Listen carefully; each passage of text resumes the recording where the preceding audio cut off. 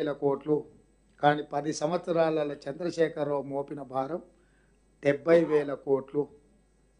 70,000 కోట్లు ప్రతి సంవత్సరం చెల్లించాల్సిన పరిస్థితి నుంచి మిత్రులు ఉప ముఖ్యమంత్రి గారు ఆర్థిక శాఖ మంత్రిగా బాధ్యతలు చేపట్టి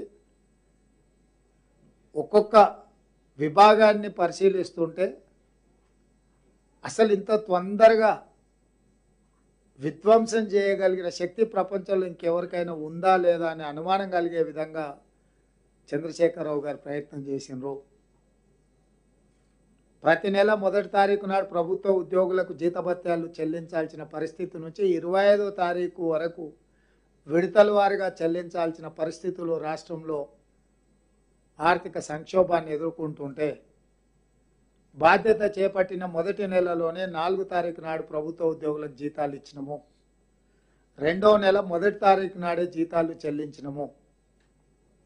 అదేవిధంగా ఇప్పటికీ పేపర్లలో టీవీలలో నిస్సిగ్గుగా కేటీఆర్ హరీష్ గారు మాట్లాడుతున్నారు రైతు బంధు చెల్లించలేదని. మొన్ననే నేను అసెంబ్లీలో చెప్పిన డిసెంబర్లో మొదలుపెట్టి అక్టోబర్ వరకు రైతు బంధు చెల్లించుకుంటూ పోయారు.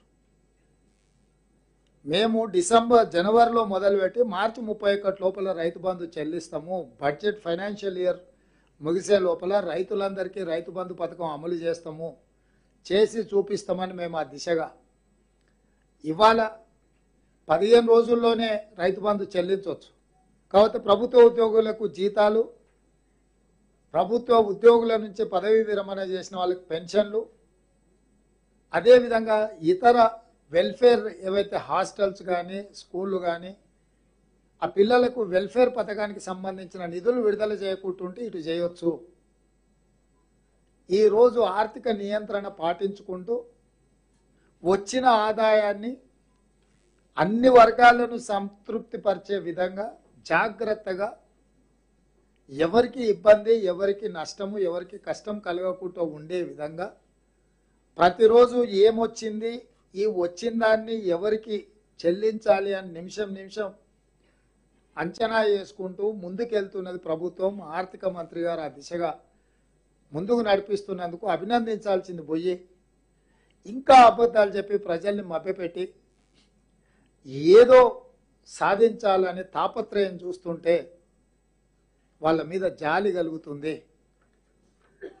తండ్రి కొడుకులు, మామ అల్లుళ్ళు తప్ప ఏ ఒక్కరు కూడా వాళ్ళ అభిప్రాయాలతో వాళ్ళ పార్టీ ఏకీభవించడం లేదు. ఈరోజు మీరు చూడండి, శాసన మండలిలో కల్వకుంట్ల కవిత గారు, శాసనసభలో హరీష్ రావు గారు, లేకపోతే తారక రామారావు గారు, బహిరంగ సభలల్లో కల్వకుంట్ల చంద్రశేఖరరావు గారు. ఈ నలుగురు ఘోషనే తప్ప అసలు ఎవరైనా వాళ్ళ పార్టీ వాళ్ళైనా వాళ్ళు మాట్లాడుతున్న దాన్ని ఏమాత్రమన్నా ఆమోదిస్తుందా అని కూడా వాళ్ళు చూసుకోవడం లేదు. అయినా వాళ్ళు ఏదో మాట్లాడుతుండ్రని వాళ్ళు